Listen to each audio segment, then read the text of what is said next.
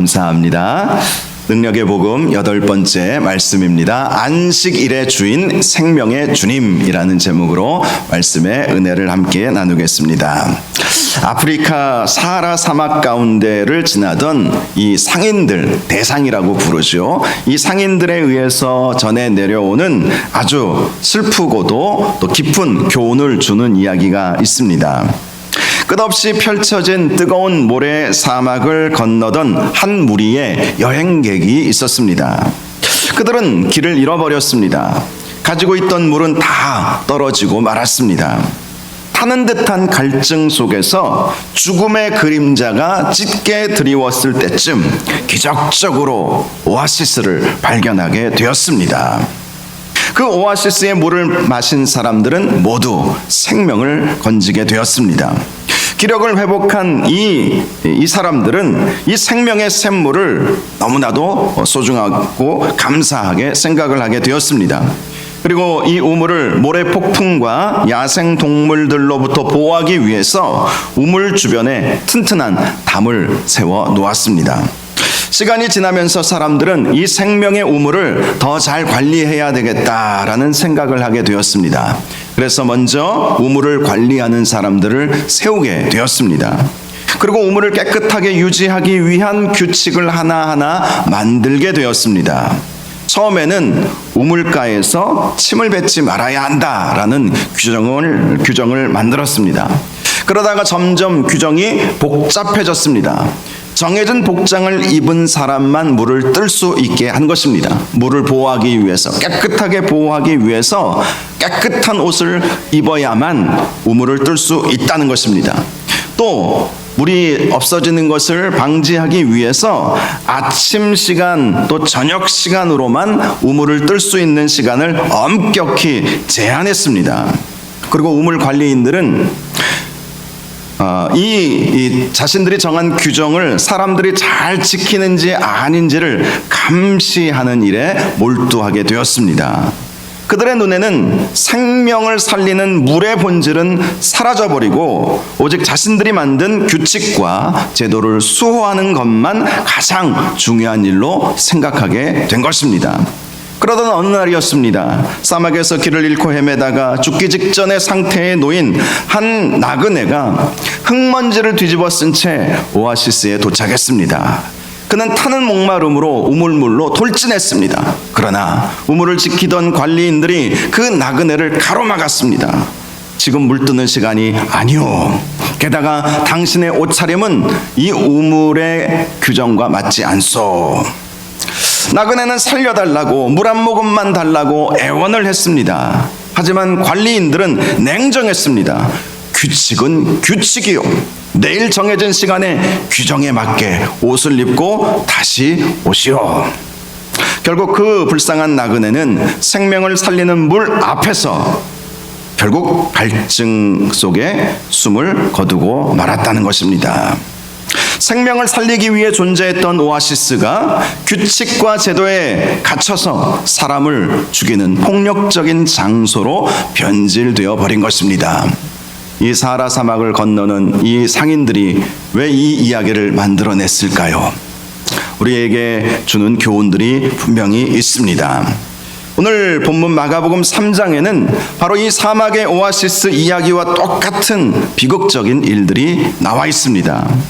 오늘 말씀을 보면 천국 복음을 전하시는 예수님 앞에 여러 사람들, 심지어 귀신이 등장하고 있는 것을 볼 수가 있습니다.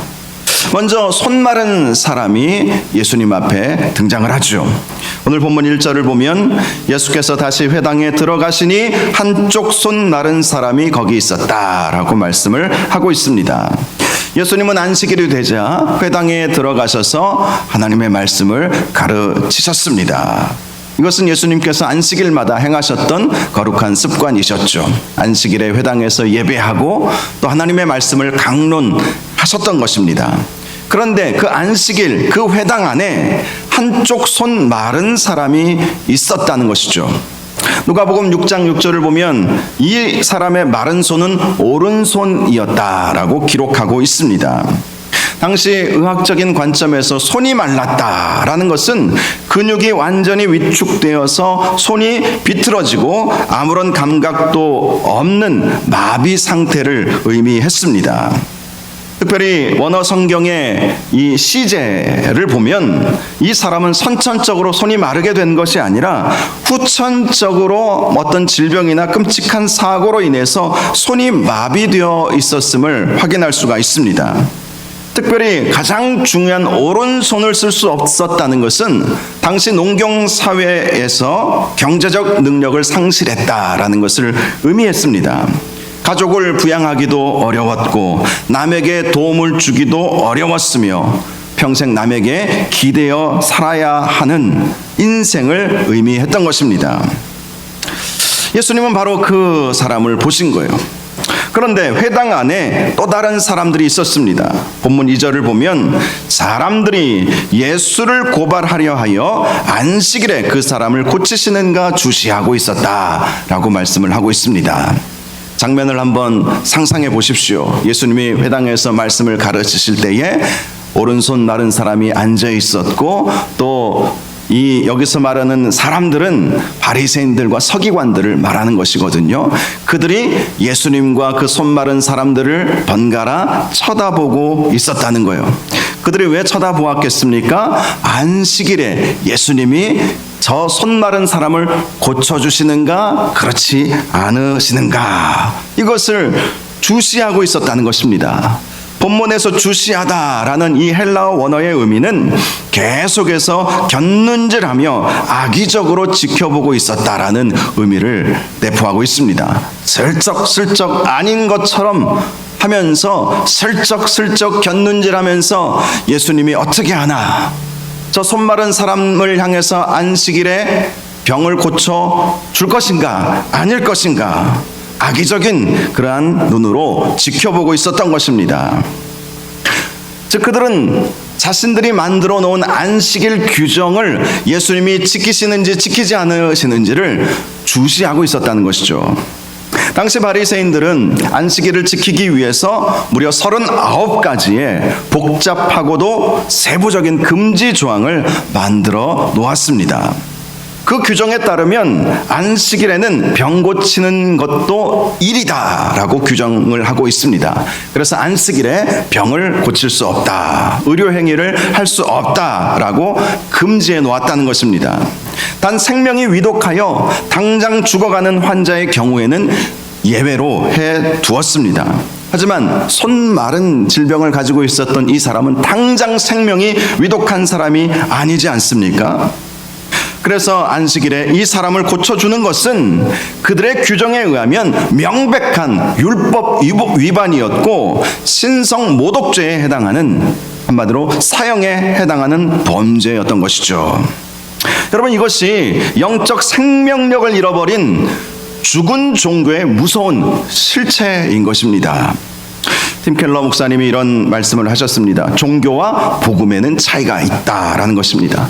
종교는 내가 순종하기 때문에 하나님께서 나를 받아주신다고 말하지만 복음은 예수 그리스도를 통해 하나님이 이미 나를 받아주셨기 때문에 나는 기쁨으로 순종하게 된다. 이렇게 설명을 한 것입니다. 내가 순종하니까 주님이 나를 받아주시는 것과 주님께서 나를 받아주셨기에 자연스럽게 순종하는 것과는 차원이 다른 것이죠. 바리새인들은 철저히 종교에 사로잡혀 있었던 것입니다. 율법을 잘 지키면 하나님께서 복을 주실 것이다. 그렇게 종교 생활을 그들은 했던 것입니다. 그들은 자신들의 의와 전통을 지키기 위해서 눈앞에 고통당하는 형제의 아픔에는 관심이 없었던 것입니다. 규정만 잘 지키면 되는 거예요. 자신들이 만들어 놓은 그 율법만 잘 지키면 되는 것입니다. 그들이 지금 앉아있는 자리가 어떤 자리였습니까? 예배의 자리였음에도 불구하고 형제의 아픔을 외면했던 것입니다. 예수님을 정죄하기 위해서, 꼬투리 잡기 위해서 혈안이 되어 있었던 것입니다. 여러분, 이런 예배가 될 수 있겠습니까? 예배의 자리에 앉아있기는 하지만 예배를 드리고 있지 않았던 것입니다. 철저히 종교 생활만 이 바리새인들과 서기관들은 했던 것입니다. 사랑하는 여러분, 저와 여러분의 신앙생활이 종교생활이 아니라 복음의 은혜에 감사하며 하나님 앞에 영광 올려드리는 진정한 신앙생활을 하실 수 있기를 주님의 이름으로 축복합니다. 복음의 은혜에 감사하여서 하나님 앞에 나와 예배하는 그런 예배자들이 되시기를 바랍니다. 안 나오면 목사님이 전화할 것 같으니까, 안 나오면 우리 권사님들, 우리 사랑 목자가 전화하고 닥달할 것 같으니까 어거지로 나오시는 분들은 아무도 안 계실 것입니다. 그러나 때로는 우리의 신앙생활이 정말 종교생활인가, 복음에 합당한 생활인가, 항상 우리는 우리 자신을 돌아보아야 할 것입니다. 이 바리새인들과 서기관들이 처음부터 그랬던 것은 아니었을 것입니다. 이 바리새 운동이요, 말씀으로 돌아가자는 운동에서부터 시작이 되었거든요. 이 바리새인들이 언제부터 시작이 되었냐면, 유대인들이 바벨론 포로로 끌려가지 않았습니까? 그래서 그들이 왜 우리가 이 지경이 되었을까 깊이 생각할 수밖에 없었습니다. 그러면서 내린 결론이 하나님의 말씀을 우리가 순종하지 않았구나. 이래서 말씀으로 돌아가자라는 운동이 바리새 운동이 된 것이고요. 그렇게 해서 율법을 연구하고 말씀 중심으로 살기 시작했던 것이 이 바리새인들의 시초였습니다. 그런데 몇백 년의 시간이 흐르면서 복음의 본질, 그 본질은 빠져버리고 형식만 남게 되었던 것이죠. 이처럼 숨막히는 긴장감과 적대감이 흐르는 회당에서 예수님은 물러서지 않았죠. 저들이 주시하고 있을지라도 주님은 3절을 보면 이렇게 말씀하십니다. 예수께서 손 마른 사람에게 이르시되 한가운데에 일어서라, 이렇게 말씀을 하신 것입니다. 예수님은 충분히 사람들의 눈을 피해서 안식일이 아닌 다른 날 아니면 사람들이 없는 곳에서 몰래 이 사람을 고쳐주실 수도 있으셨을 것입니다. 굳이 바리새인들과 불필요한 충돌을 일으키실 필요가 전혀 없으셨을 것 같다는 생각이 듭니다. 하지만 예수님은 그 병자를 회당의 정중앙, 모든 사람의 시선이 집중되는 한가운데로 불러 세우신 것입니다. 이 병자를 한가운데 세우신 예수님은 이제 자신을 노려보고 있는 바리새인들을 향해 이런 질문을 하죠. 본문 4절을 보면 그들에게 이르시되 안식일에 선을 행하는 것과 악을 행하는 것, 생명을 구하는 것과 죽이는 것 어느 것이 옳으냐, 이런 질문을 하신 것입니다. 그러자 그들은 잠잠했다. 그들이 말할 수 없어서 잠잠한 것이 아니라 속으로 다른 마음을 가지고 있었기 때문이었습니다. 어느 것이 옳으냐? 이 안식일에 생명을 살리는 것과 죽이는 것, 선을 행하는 것과 하지 않는 것, 무엇이 옳으냐? 당연히 선을 행해야 하는 것이고 생명을 살려야 하는 것이지 않겠습니까?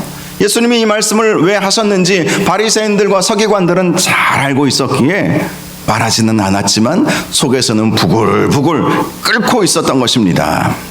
신명기 5장을 보면 하나님께서 안식일을 제정하신 이유가 나와 있습니다.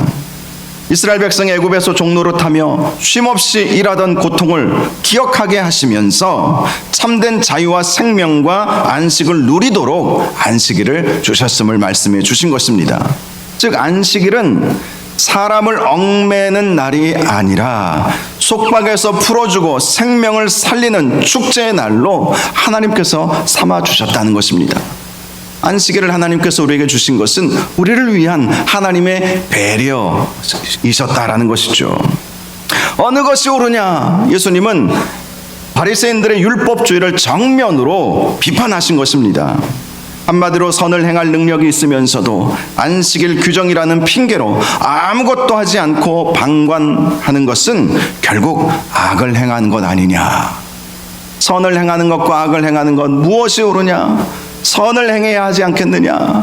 안식일에 생명을 구해야 되지 않겠느냐? 어찌하여 너희들이 율법의 규정만을 내세우면서 악을 행하려고 하느냐? 왜 사람의 생명을 귀하게 여기지 않느냐? 주님께서 말씀하신 것입니다.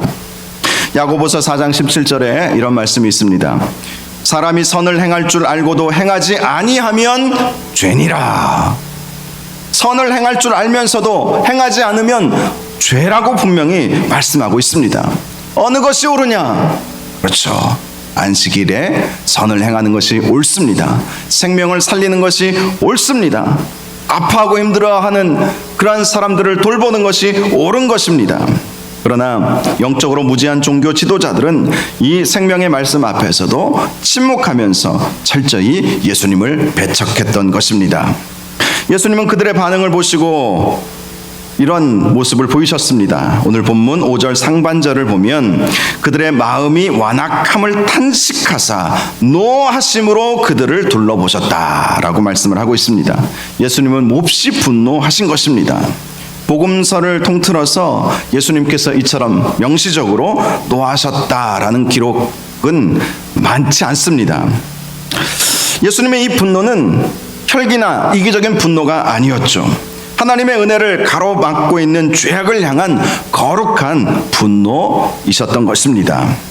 특별히 오늘 본문에 기록된 완악함, 저들의 완악함을 예수님께서 보셨다고 말씀하고 있지 않습니까? 이 완악함이라는 헬라어 단어는 포로시스라고 하는 단어를 씁니다. 이 단어는 대리석처럼 굳어져 버린 상태를 의미합니다. 딱딱하게, 정말 깨지기 어려운 대리석처럼 딱 굳어버린 그러한 상태, 그런 상태가 바로 이 완악함이라는 의미인 것이죠. 당시 바리새인들의 마음은 돌처럼 딱딱하게 굳어 있었던 것입니다. 형제의 아픔을 보면서도 눈물조차 흘리지 않았던 것입니다. 하나님의 진리의 말씀을 듣고서도 전혀 마음에 찔림이 없었던 것입니다. 마치 영적 화석과도 같이 되어 버렸던 것입니다. 그래서 예수님께서 저들의 굳어진 마음을 보시고 슬퍼하시면서 깊이 탄식하셨던 것입니다. 사실 육신의 손 마른 것보다 훨씬 더 심각하고 무서운 질병은 영혼의 마음이 말라 비틀어지고 굳어져 버리는 것입니다. 그것이 육신의 질병보다 더 심각한 질병이라는 것입니다. 여러분 육신의 질병 우리가 한두 개쯤 가지고들 살고 계실 것입니다. 그것 때문에 때로는 아파하고 때로는 병원에서 치료를 받기도 하죠. 그런데요, 육신의 질병보다 더 심각한 질병은 내 마음이 굳어져 있다는 것. 내 마음이 이 화석처럼 굳어져 있다는 건 복음에 반응하지 않고 십자가를 보아도 눈물을 흘리지 않고 어렵고 힘들어하는 사람들을 보아도 마음에 감동이 없고 그저 자리만 지키려고 하는 이 종교적 형식주의, 이러한 모습을 가지고 있는 것이 더 무서운 질병이다. 내 영혼을 죽이는 것이다. 여러분 항상 이 사실을 기억하실 수 있기를 바랍니다. 그래서 우리는 영육 간의 강건함을 누려야 할 것입니다. 우리의 육신의 강건함뿐만 아니라 내 영혼의 강건함도 있어야 되지 않겠습니까? 영혼의 강건함이 무엇이겠습니까? 말씀 앞에 반응하는 것이죠. 말씀이 나에게 들려지면 그 말씀에 아멘으로 화답하고 그 말씀이 나의 심령을 찌르면 주님 앞에 눈물로 회개하는 것, 예수 그리스도의 십자가의 사랑과 그 은혜를 생각하면서 감격하며 주님을 바라보며 주님 앞에 예배하는 것, 이것이 진정한 영혼의 강건함인 줄 믿으시기를 바랍니다. 이 강건함이 우리에게 있어야 하는 것입니다. 이 당시 종교 지도자들은 그러한 마음이 전혀 없었던 것이죠. 예수님은 그 병자에게 의도적으로 이렇게 선포하십니다. 5절 하반절을 보면 그 사람에게 이르되 내 손을 내밀라, 내 손을 내밀라. 치료하시겠다라는 것이죠. 안식일의 생명을 살리겠다는 것이죠. 선한 일을 하시겠다라는 것입니다. 그러자 그 사람이 손을 내미니 회복이 되었습니다. 사실 이 손 마른 사람 입장에서는 손을 내밀 수 있는 힘이 없었어요. 손을 내밀어 보지를 못했기 때문에 이 근육이 완전히 비틀어져서 손을 늘 이게 품고만 있어야 되는 사람이었는데 손을 내밀라 하니까 이 사람이 순종한 것이죠. 한 번도 손을 내밀어 본 적이 없었지만 주님 말씀에 순종하리이다. 마치 제자들이 배에서 고기를 잡다가 한 마리도 잡지 못하였지만 오른편으로 그물을 던지라 했을 때 이 제자들이 순종했던 것처럼 이 사람도 순종하면서 손을 내밀려는 마음을 가지고 내밀는 것입니다. 그랬더니 정말로 손이 나가게 되는 놀라운 역사가 있었습니다. 이 사람은 주님의 말씀을 듣고 순종함으로 결국 치유를 받게 되었던 것입니다.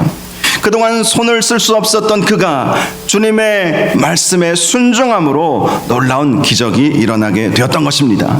비틀어진 근육이 살아나고 마비되어 있던 뼈마디가 힘을 얻었고 마침내 완전한 회복을 경험하게 되었던 것입니다. 그런데 이러한 놀라운 생명의 역사 앞에서 바리새인들과 서기관들의 반응은 어떠했습니까? 오늘 6절을 보면 바리새인들이 나가서 곧 헤롯 당과 함께 어떻게 하여 예수를 죽일까 의논하니라 라고 말씀을 하고 있습니다. 참으로 끔찍한 모습이죠. 역사적으로 이 바리새인과 헤롯 당은요, 물과 기름의 관계였어요. 이 바리새인들은 극단적인 민족주의자이자 율법을 수호하는 보수주의자들이었습니다. 반면 헤롯 당은 로마 제국의 권력에 빌붙어서 이스라엘을 억압하던 세속적이고 부패한 정치 집단이었습니다. 그래서 이 둘은 서로 상극이었던 것이죠. 평소에는 서로를 경멸하며 물과 기름처럼 섞일 수 없는 관계였다는 것입니다. 그러나 예수님을 죽이는 일에 이 두 그룹이 한 마음이 되었던 거예요. 여러분, 시편 2편 2절에 이런 말씀이 있습니다. 세상의 군왕들이 나서며 관원들이 서로 꾀하여 여호와와 그의 기름 부음 받은 자들을 대적하느니라. 이러한 역사가 구체적으로 시작이 된 것입니다. 복음의 빛이 강력하게 비치자 세상의 권력과 거짓된 종교는 자신의 기득권과 욕망을 지키기 위해서 하나님의 아들 예수 그리스도를 십자가에 못 박기로 작정했던 것입니다. 이로써 예수님은 십자가를 지실 수밖에 없게 되었던 것입니다. 여러분, 우리는 종교인이 되어서는 안 됩니다. 거룩한 신앙인이 되시기를 주님의 이름으로 축복합니다. 복음의 능력으로 살아가시기를 주님의 이름으로 축복합니다. 이어서 7절에서 10절까지 보면 수많은 사람들이 등장하죠. 8절을 보니까 그들은 유대, 예루살렘, 이두메, 요단강 건너편 또 이방 땅인 두로와 시돈 근처에서 허다한 무리가 예수님께로 몰려오게 되었다라고 말씀하고 있습니다.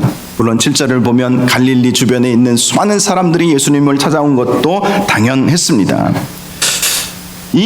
여기서 언급되어 있는 이 지역들은 온 이스라엘 전체와 이방인 지역까지 포함하고 있는 그러한 지역을 의미하는 것입니다. 참으로 많은 사람들이 예수님께 나아왔다는 거예요.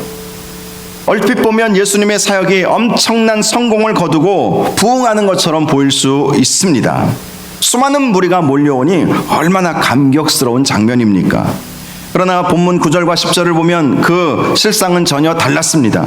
예수께서 무리가 애워싸 미는 것을 피하기 위해 작은 배를 대기하도록 제자들에게 명하셨으니 이는 많은 사람을 고치셨으므로 병고생하는 자들이 예수를 만지고자 하여 몰려왔음이라 라고 말씀을 하고 있습니다.